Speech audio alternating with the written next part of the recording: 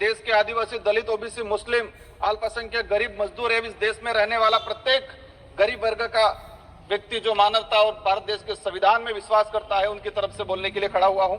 आज देश का पढ़ा लिखा, डिग्रीधारी, शिक्षित, बेरोजगार युवा 200-300 रुपए में दिहाड़ी मजदूरी करने के लिए मजबूर हो रहा है, और जो दूसरी तरफ जो विदेश में जा रहे हैं, जो रोजगार के लिए, वो दोबारा पैरों में, हाथों में बेड़ियां लेकर वापस लौट रहे हैं। ये हमारा देश की स्थिति है, पढ़े लिखे विशेषकर बेरोजगारों की। आदिवासी समुदाय ने जितना प्राकृतिक आपदा का कहर नहीं झेला है, उससे ज्यादा हजारों सालों से शोषण, अत्याचार, विस्थापन जैसे मानव निर्मित आपदाओं के कहर से जूझा है। और उसका अगर उस आदिवासी समुदाय को आधुनिकता की लाइन में लाके खड़ा करना है, तो विशेषकर एक आर्थिक पैकेज देने की आवश्यकता है, और साथ ही संविधान के अंदर जो प्रावधान है 5वीं अनुसूची और 6ठी अनुसूची का, और विशेषकर पैसा एक्ट को उसको धरातल पे लागू करने की सख्त जरूरत है। सभापति महोदय, देश के अंदर देखा गया है विस्थापन की जो समस्या, भारत देश में विकास के नाम से सबसे ज्यादा अगर कोई विस्थापित हुआ है तो आदिवासी समुदाय विस्थापित हुआ है। एक survey report Indian social institute की एक रिपोर्ट के अनुसार बताया गया है कि वर्ष 2010 से 2025 तक 15 सालों में 15 लाख आदिवासियों को विकास के नाम से विस्थापित किया गया है।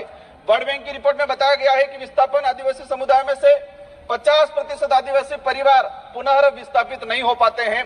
साथ ही भारत देश में एक सर्वे रिपोर्ट में आया है कि जो आदिवासी समुदाय है, अपने जीवन काल के दौरान कम से कम 50% आदिवासी एक उम्र के अंदर 2 बार विस्थापित होते हैं। आजाद भारत में उस समाज को प्रताड़ित किया जा रहा है जिसका इतिहास का हर पन्ना खून से रंगा हुआ मिलेगा।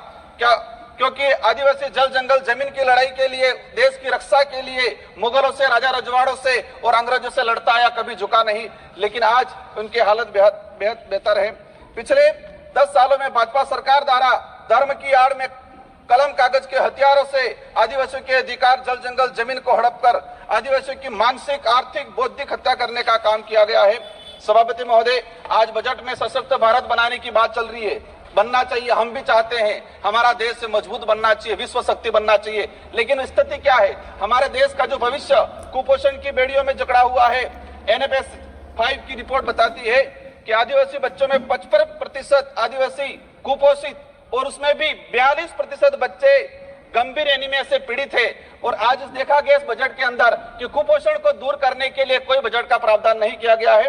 बेटी बचाओ बेटी पढ़ाओ का नारा लगा रहे हैं, बट हमारे देश की महिलाओं के लिए हम भी चाहते हैं कि मजबूत बने, सशक्त बने। लेकिन हकीकत क्या है?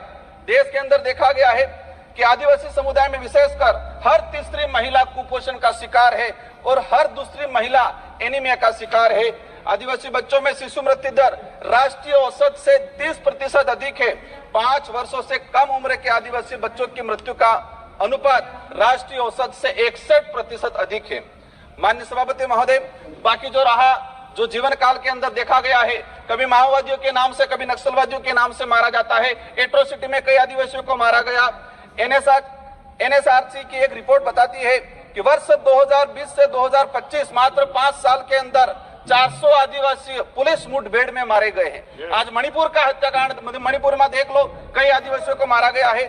छत्तीसगढ़, झारखंड का आम आदिवासी कभी उधर नक्सलवाद माओवादी की गोलियों के से कहीं के निशाने पे है, उधर पुलिस की गोलियों पे निशाने है। बीच में आम व्यक्ति जो है वो आज उसके साथ अत्याचार हो रहा है। हर दिन एक न एक व्यक्ति मारा गया है। आदिवासी दलित पिछड़ों को सशक्त बनाए बिना हमारे देश, भारत देश को सशक्त भारत बनाने की कल्पना करना एक कोरा सपना रह जाएगा। स्वास्थ्य सुविधा की देखा जाए, आदिवासी क्षेत्र में PSC CSP की CAG की एक रिपोर्ट आई है कि आदिवासी बाहुल्य क्षेत्र में जितनी जो PSC CSC है, वहां पर 60% डॉक्टरों के पद रिक्त हैं। देश में मात्र 18% आदिवासी गर्भवती महिलाओं को ही संस्थागत प्रसव का लाभ मिल पा रहा है। संस्थागत प्रसव का सिर्फ मात्र 18%। सभापति महोदय, 1 मिनट का रहा है। शिक्षा की बात करें, हमारे राजस्थान के अंदर जाडोल कोटड़ा के अंदर, जहां से एक मंत्री जी आते हैं, वहां पर 14 वर्ष से अधिक बच्चे, 14 वर्ष से अधिक बच्चों को स्कूल और पेन, पेंसिल, किताब क्या है वो नहीं पता है। आज देखा गया है यूनेस्को की एक रिपोर्ट में देश में 35% आदिवासी बच्चे ड्रॉप आउट हो रहे हैं और राष्ट्रीय औसत 12% है। 8%, मात्र 8% आदिवासी युवा उच्च शिक्षा की पढ़ाई पूर्ण कर पा रहा है।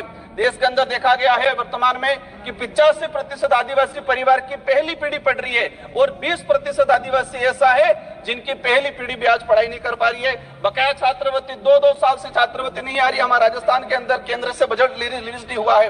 राष्ट्रीय विदेश छात्रवृत्ति योजना शुरू की 2013 के अंदर 20 बच्चे जा रहे थे आदिवासी समुदाय के, मैडम 1 मिनट का रहा है, और आज भी 20 बच्चे जा रहे हैं। 2013 में हमारे देश से विदेश में 1,90,000 बच्चे पढ़ने जा रहे थे। आज 2024 के अंदर 13 लाख जा रहे हैं, लेकिन आदिवासियों के लिए वो 20 सीटें हैं, वही 20 सीटें आज तक वो बढ़ाई नहीं गई है।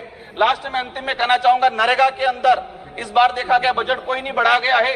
नरेगा की मजदूरी 200 रुपए मिल रही है, उसको 600 रुपए तक किया जाए, और 100 दिन का जो रोजगार है वो 200 दिन तक किया जाए। साथ ही आंगनबाड़ी कार्यकर्ता से हर प्रकार की सर्वे करा जाते हैं, सेंट्रल गवर्नमेंट इसको हैंडओवर करे और आंगनबाड़ी कार्यकर्ता सहायिका को एक राजकीय कर्मचारी का दर्जा दिया जाए और उसको नियमित करके भुगतान किया जाए। जल जीवन मिशन की बात हो रही थी, लेकिन ट्राइबल इलाके के अंदर 27% टारगेट अभी तक पूरा हुआ है, वो भी सैंक्शन धरातल पे पानी नहीं पहुंचा है। अंत में कहना चाहूंगा, एकलव्य मॉडल की बात चल रही थी। हम चाहेंगे, अभी घोषणा के स्वागत करते हैं इस बात का, लेकिन उसको धरातल पे इंप्लीमेंट बहुत जल्दी होना चाहिए। किसानों की बात है, देखा गया किसानों पे गोलियां बरसाई जा रही। किसान क्या डिमांड कर रहा है? एमएसपी की डिमांड कर रहा है। किसान चाहता है जो खेत में जिस मेहनत से उसने कमाया है